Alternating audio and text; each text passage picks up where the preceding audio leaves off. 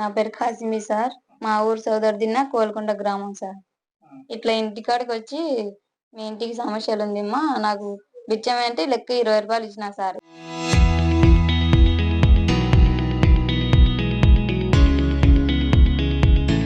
వినకుండా మీ ఇంటి సమక్షం ఉందా, నేను తీరుస్తాను,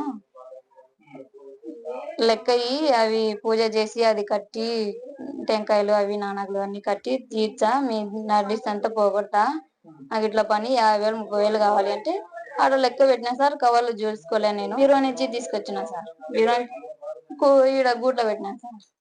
గూట్లో పెట్టి ఆలోచించుకున్నా బాత్రూమ్ వచ్చినా ఇద్దాం అనుకుంటేనే లోపలనే ఇంక తీసుకుని పోయినాడు సార్. పారిపోయినాడు సార్. ఇంకా ఎప్పుడు తెలుసు సార్, కొత్తగానే వచ్చినాడు. ఆయన టోపీ పెట్టుకొని జుబ్బా వేసుకొని జోలి పెట్టుకొని సంచి ఇంకా పెట్టినాడు సార్. డోలు పట్టుకొని కొట్టుకుంటూ వచ్చినాడు సార్. పకీర్ మూల అంటే ఒకటే. కోయిలకుంట గ్రామంలో పోలీస్ స్టేషన్ లో వెళ్ళి కంప్లైంట్ ఇచ్చినాము. మాకు ఇప్పుడు న్యాయం చేయాలని కోరుకుంటున్నాం సార్. 50,000 సార్. పోలీసులకు కంప్లైంట్ చేసినా సార్. కోయిలకుంట గ్రామం సార్.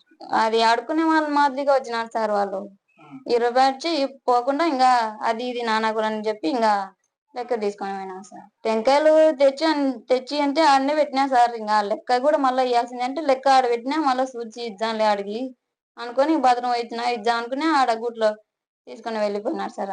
పనికి పోయింది సార్. పనికి పోయింటే మా భార్య సౌదరిలో ఒక పక్కీర్ వచ్చినాడ. ఆ పక్కీర బిచ్చం కొనికి వచ్చి దానం అడిగానంట. దానం అడిగితే 20 రూపాయలు ఇచ్చిందంట. 20 రూపాయలు ఇచ్చి పోమంటగినా పోలేదంట.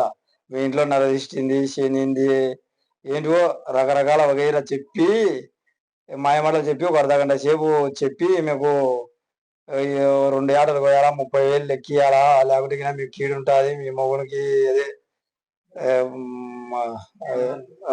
నరదిష్టి ప్రాణాలు ఉండవు, మాది మా ఊర్లో ఇట్లా చేయాలా, సల్వా చేయాలని చెప్పి లెక్క కావాలంటే మీ అది టెంకాయలు తీసి పెట్టి బెరవాల నుంచి తీసి 50,000 పెట్టి బాత్రూమ్ పోయేది.